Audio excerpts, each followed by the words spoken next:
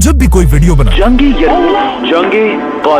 Jerusalem, Israel का साथ कभी नहीं छोड़ते। I love Israel. एक क्वेश्चन लोग बार बार पूछते हैं इस सब का सोर्स क्या है? ये सब लाते कहाँ से हो? कोहिस्तानी भाई, इसका सोर्स क्या है? कि आखिर हमारी इन सारी बातों का सोर्स क्या है। ये है हमारा सोर्स, बल्कि ये सिर्फ हमारा नहीं, पूरी इस्लामिक हिस्ट्री का सोर्स यही किताबें हैं। तारीख तबरी, इब्ने असीर, इब्ने कसीर और इब्ने खल्दून और भी बहुत सारी किताबें हैं। पूरी दुनिया में ऑलमोस्ट इन्हीं किताबों को इस्लाम की हिस्ट्री समझा जाता है। लेकिन मेरे ख्याल में इससे भी बड़ा क्वेश्चन ये होना चाहिए कि आखिर इस्लाम की हिस्ट्री के इन किताबों का सोर्स क्या है, और ये सारी बड़ी बड़ी बुक्स आखिर आई कहां से। इन बुक्स और इनके लिखने वाले स्कॉलर्स की स्टोरी बहुत ही इंटरेस्टिंग है। आज से 1400 साल पहले रसूलुल्लाह सल्लल्लाहु अलैहि वसल्लम की वफात के बाद उनके पहले खलीफाओं ने अबू बकर, उमर, उस्मान और अली रज़ियल्लाहु अन्हु ने इस्लाम की कोई भी हिस्ट्री नहीं लिखी, क्योंकि लिखने की जरूरत ही नहीं थी। ज्यादातर सहाबा अब भी जिंदा थे और उन्हें इस्लाम की सारी हिस्ट्री का पहले से पता था। लेकिन आहिस्ता आहिस्ता जैसे जैसे सहाबा दुनिया से जाने लगे, मुसलमानों की नई जनरेशन इस्लाम की हिस्ट्री को बदर, ओहद, खंदक जैसी जंगों को भूलने लगे, और कुछ यंग लोग तो इस्लाम के हीरोज जैसे खालिद बिन वलीद और अली रज़ियल्लाहु अन्हु को छोड़कर रोमन और पर्शियन एम्पायर के हीरोज हरक्यूलिस और रुस्तम से इंप्रेस होने लगे।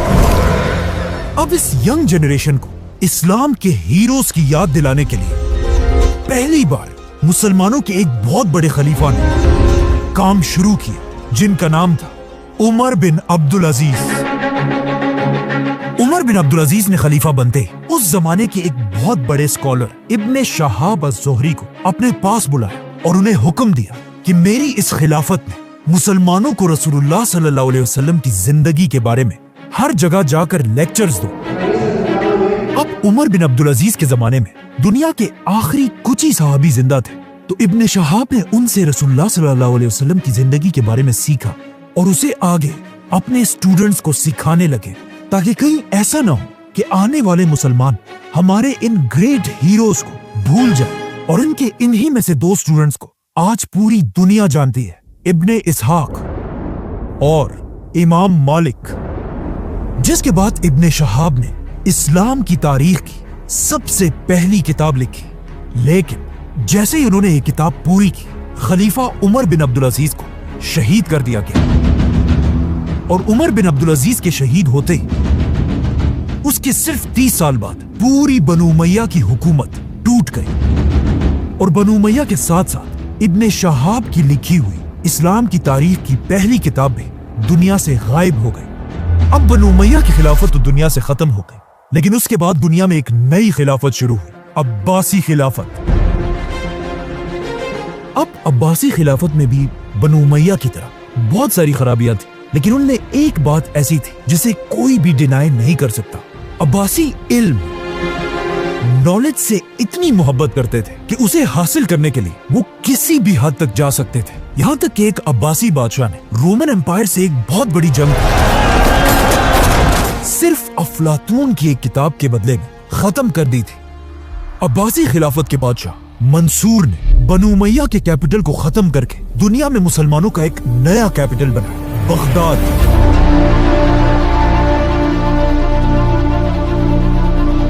और उसके अंदर उसने दुनिया की सबसे बड़ी लाइब्रेरी बनाई, जिसे आगे जाकर बैतुल हिकमा, हाउस ऑफ विजडम का नाम मिला। ये लाइब्रेरी बनाते अब्बासी बादशाह मंसूर ने उसी इब्ने शहाब अज़-ज़ुहरी के स्टूडेंट इब्ने इसहाक को अपने पास बुलाया और उसे हुक्म दिया कि जाओ और इस्लाम की हिस्ट्री पर दोबारा एक किताब लिखो, लेकिन कोई ऐसी वैसी किताब नहीं, आदम अलैहिस्सलाम से लेकर मुझ तक उसमें पूरी दुनिया की हिस्ट्री होनी चाहिए। इब्ने इसहाक ने बिल्कुल ऐसा ही किया और मंसूर के ऑर्डर्स पर मुसलमानों की पहली कंप्लीट तारीख लिखी। ये हदीस की किताब नहीं बल्कि एक हिस्ट्री की किताब थी। लेकिन आज इब्ने इसहाक की ये इम्पोर्टेंट बुक भी दुनिया से गायब हो चुकी है। लेकिन अब क्वेश्चन ये है कि आखिर क्यों ये सारी किताबें दुनिया से गायब हो रही थी? क्योंकि अब तक मुसलमानों को पेपर की टेक्नोलॉजी का पता नहीं था।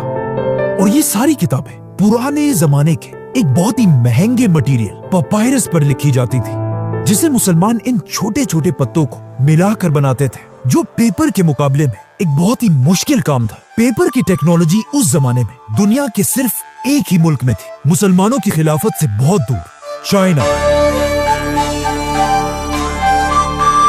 और पेपर की इस टेक्नोलॉजी को चाइना के बादशाहों ने पूरी दुनिया से छुपा कर रखा था, लेकिन बहुत जल्द ये सब बदलने वाला था, क्योंकि अब्बासी खिलाफत के आते ही कुछ ही अरसे बाद मुसलमानों और चाइनीज एम्पायर की सबसे बड़ी जंग,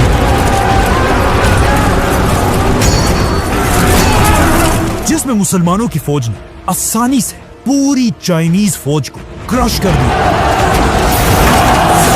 और हजारों चाइनीज सोल्जर्स को अपना कैदी बना लिया। अब कहा जाता है इन्हीं चाइनीज कैदियों में कुछ लोग ऐसे थे जिन्हें पेपर बनाने की टेक्नोलॉजी का अच्छी तरह पता था, और यहाँ से मुसलमान पहली बार इन चाइनीज कैदियों से पेपर बनाने की टेक्नोलॉजी सीखने लगे।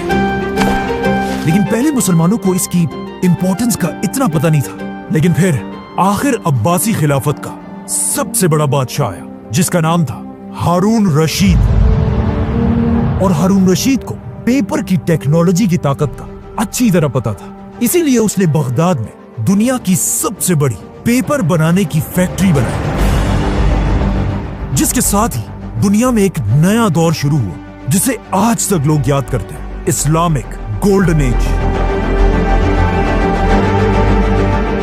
हारून रशीद ने हाउस ऑफ विजडम के बिल्कुल पास दुनिया की सबसे बड़ी पेपर की फैक्ट्री बनाई, जहां पानी की मशीन से डेली हजारों पेपर्स बनाए जाते थे। ये दुनिया की सबसे बड़ी पेपर फैक्ट्री थी, और ये इतनी बड़ी बात थी कि यूरोप में पहली पेपर की फैक्ट्री मुसलमानों से 300 साल बाद बनाई गई थी। अब इसी पेपर की टेक्नोलॉजी की वजह से किताबें गायब होने की टेंशन खत्म हो चुकी थी, क्योंकि जो भी किताब हाउस ऑफ विजडम में लिखी जाती थी उसे इसी पेपर मार्केट में कॉपी कर करके पूरी दुनिया में फैलाया जाता था। इसीलिए इस्लामिक गोल्डन एज में हर तरफ स्कॉलर्स हजारों किताबें लिखने लगे, जिनमें से बहुत सारे आज तक दुनिया में मौजूद हैं। और कहा जाता है उस जमाने में स्कॉलर्स की इतनी इज्जत होती थी जितनी आज रोनाल्डो या मेसी की होती। Cristiano Ronaldo breaks his Lionel Messi does it again. He's superhuman. इसी गोल्डन एज में सही बुखारी और सही मुस्लिम जैसी अहादीस की 6 बड़ी किताबें लिखी गई।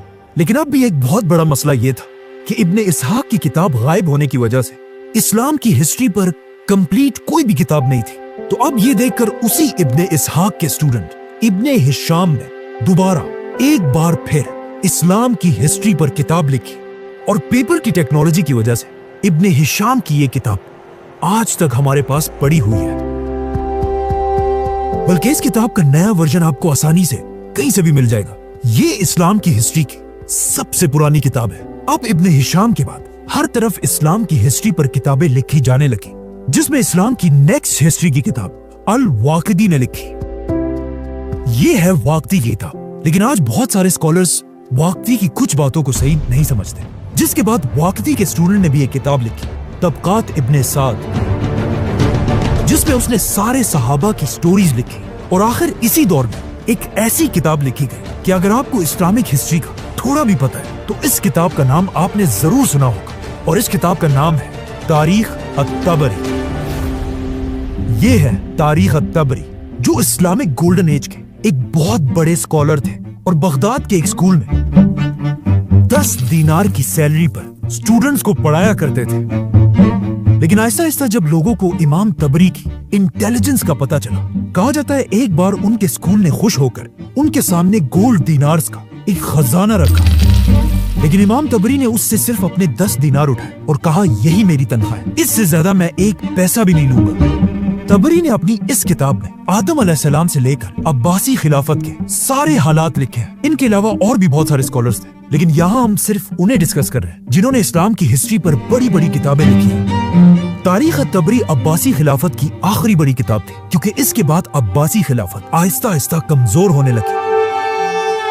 आखिर आहिस्ता आहिस्ता मुसलमान इतने कमजोर हो गए कि इसका सबसे बड़ा फायदा यूरोप के पोप ने उठाया, और यूरोप के क्रिश्चियंस को जमा करके मुसलमानों के फलस्तीन पर हमला कर दिया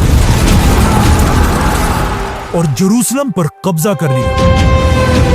लेकिन फलस्तीन खो देने के बाद भी बिल्कुल आज की तरह मुसलमान लीडर्स को कोई परवाह नहीं थी। फलस्तीन दोबारा फतह करने का ख्वाब मुसलमान बादशाहों से ज्यादा उस जमाने के स्कॉलर्स के दिलों में था, जिसमें सबसे बड़े स्कॉलर का नाम था इमाम इब्ने अस्साकिर, जो इतने बड़े स्कॉलर थे कि उनकी सिर्फ एक किताब के 70 वॉल्यूम्स हैं। इमाम इब्ने अस्साकिर दमिश्क के स्टूडेंट्स को इस्लाम की हिस्ट्री सिखाया करते थे और उन्हें बताते रहते थे कि एक दिन मुसलमान फलस्तीन दोबारा जरूर फतह करेंगे। इमाम इब्ने अस्साकिर के इन्हीं स्टूडेंट्स में से एक ने आगे जाकर फलस्तीन फतह भी किया, जिसका नाम था सलाहुद्दीन अयूबी, जो 2 लाख की फौज लेकर फलस्तीन को दोबारा फतह करने के लिए रवाना हुआ। बाय द वे, जब सलाहुद्दीन फलस्तीन की तरफ जा रहे थे, उसी दौर के बगदाद में एक बहुत ही अजीब किताब लिखी गई, जिसका नाम था फजाइले यजीद। इस किताब में यजीद को इस्लाम के एक बहुत बड़े हीरो की तरह प्रेजेंट किया गया था और ऐसा दिखाया गया था कि यजीद से ज्यादा नेक इंसान तो कोई है ही नहीं। और ये किताब इतनी फेमस हुई कि कुछ मुसलमान वाकई में यजीद को इस्लाम का हीरो मानने लगे। लेकिन जैसे ही इस किताब की खबर उस वक्त के सबसे बड़े सुन्नी आलिम इमाम इब्ने जोजी तक पहुंची, वो इस बात से डरने लगे कि कहीं ऐसा ना हो कि आगे जाकर मुसलमान यजीद को इस्लाम का हीरो मानने लगे। जिसके बाद इमाम इब्ने जोजी ने यजीद की हकीकत दुनिया के सामने रखने के लिए अपनी एक बहुत बड़ी किताब लिखी और यजीद को हमेशा के लिए एक्सपोज कर दिया।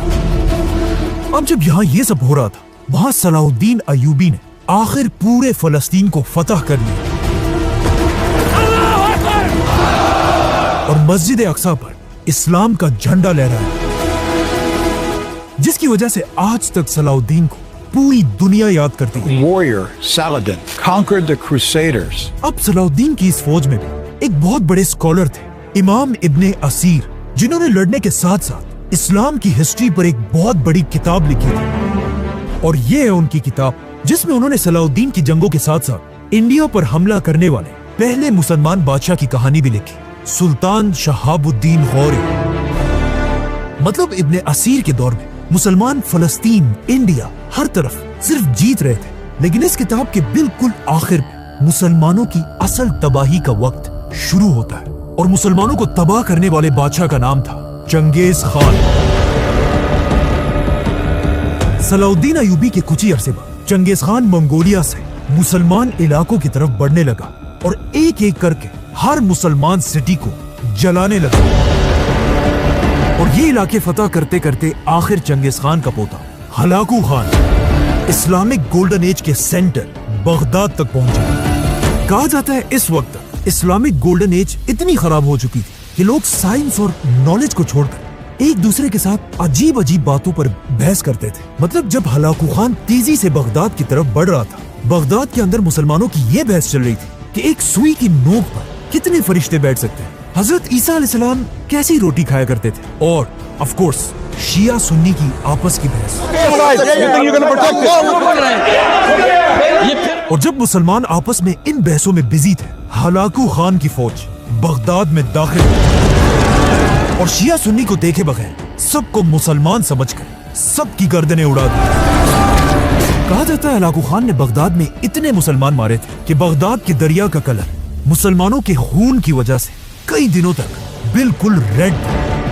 और आखिर सबको मारने के बाद हलाकू खान की फौज दुनिया की सबसे बड़ी लाइब्रेरी हाउस ऑफ विजडम के दरवाजे तक पहुंची और उसे आग लगाकर उसकी सारी किताबों को दरिया में फेंक दिया। और ये इतनी ज्यादा किताबें थी कि इन किताबों की इंक की वजह से अब बगदाद का दरिया रेड के बजाय कई दिनों तक ब्लैक कलर का हो गया। और फिर हलाकू खान ने बगदाद की सारी पेपर बनाने की फैक्ट्रियों को आग लगा दी और इस तरह इस्लामिक गोल्डन एज खत्म हो गई और मुसलमानों की 400 साल की मेहनत बगदाद के दरिया में बह गई। और मुसलमान इतने कमजोर हुए कि मुसलमान स्कॉलर्स के पास भी लिखने के लिए पेपर भी नहीं था, जिसकी वजह से मुसलमान पहली बार यूरोप से पेपर मंगवाने लगे, जिससे यूरोप में पेपर की प्रोडक्शन आसमान तक चली गई और पहली बार यूरोप के क्रिश्चियंस मुसलमानों से ज्यादा पेपर बनाने लगे।